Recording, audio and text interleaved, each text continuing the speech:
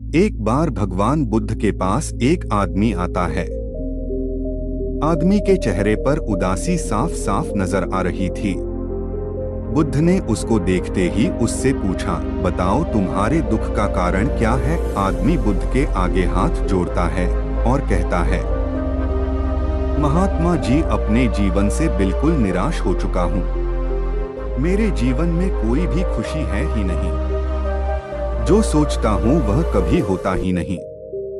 पढ़ाई कर रहा था तब सोचता था कि अच्छे से पढ़ाई करूंगा तो अच्छी नौकरी मिलेगी और ज्यादा पैसे कमाकर माँ बाप के लिए एक घोड़ा गाड़ी खरीद लूंगा। अपने पत्नी और बच्चों को प्रवास कराऊंगा। लेकिन अच्छे से पढ़ लिख कर भी नौकरी मिली तो सही, लेकिन इतने पैसे नहीं मिलते जिनसे यह सारी इच्छाएं पूरी कर सकूं। जैसे तैसे सिर्फ खाने पीने का इंतजाम हो पाता है। काम पर जाना और घर आना, बस यही मेरी जिंदगी बन चुकी है। आदमी की बातें सुनकर बुद्ध उसको पास के एक बगीचे के नजदीक लेकर गए। बुद्ध ने उस आदमी से कहा कि मैं तुम्हारी सारी समस्याओं का हल बता दूंगा, लेकिन उसके लिए तुम्हें मेरा एक कहा मानना होगा। आदमी ने कहा वह हर बात मानेगा। तथागत उसे एक पास के फूलों के बगीचे के पास लेकर गए।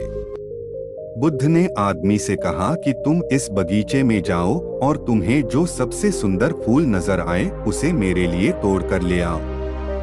बस एक बात ध्यान में रखना कि तुमको बिल्कुल सीधे चलते हुए फूलों को देखना है और जो फूल सुंदर लगे उसे चुनकर लाना है। एक बार जिस फूल के आगे तुम निकल गए उसे तुम पीछे मुड़कर नहीं तोड़ सकते।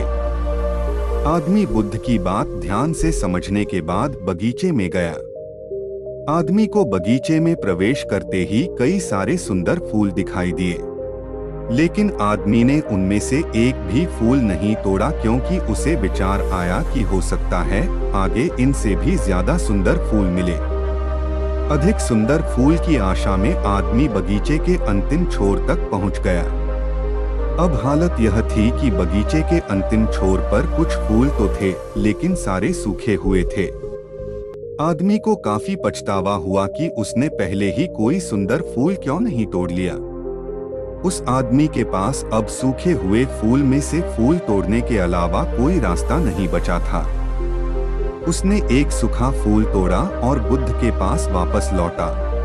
बुद्ध ने सूखे हुए फूल को देखकर उस आदमी से पूछा, बगीचे में इतने सारे सुंदर फूलों में फिर तुम यह सूखा हुआ फूल क्यों तोड़ कर लाए। आदमी ने कहा, इस विचार से कि आगे और अधिक सुंदर फूल मिलेगा मैंने सभी सुंदर फूलों को पीछे छोड़ दिया, इसलिए मुझे अंत में यह सूखा हुआ फूल तोड़कर लाना पड़ा। महात्मा बुद्ध ने कहा कि यही समस्या तुम्हारी भी है। यह बगीचा तुम्हारा जीवन है और इसमें वह सभी तरह के फूल छोटी मोटी खुशियां हैं। तुमने ज्यादा बड़ी खुशी के आशा में इन सभी छोटी छोटी खुशियों को पीछे छोड़ दिया है।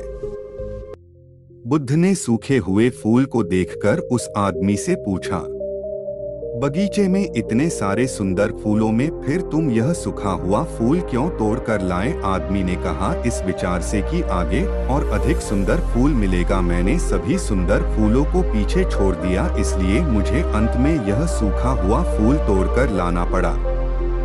महात्मा बुद्ध ने कहा कि यही समस्या तुम्हारी भी है। यह बगीचा तुम्हारा जीवन है और इसमें वह सभी तरह के फूल छोटी मोटी खुशियां हैं। तुमने ज्यादा बड़ी खुशी के आशा में इन सभी छोटी छोटी खुशियों को पीछे छोड़ दिया है। घोड़ा गाड़ी पाकर शायद तुम्हारे माता पिता इतने खुश ना हो जितना तुम उनके पास बैठकर उनसे बातें करोगे, उनकी सेवा करोगे तब होंगे।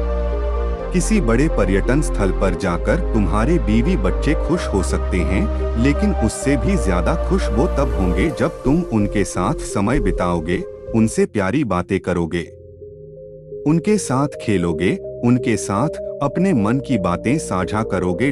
महात्मा बुद्ध की बातें उस आदमी को समझ में आ गई और उसकी विचारधारा बदल गई।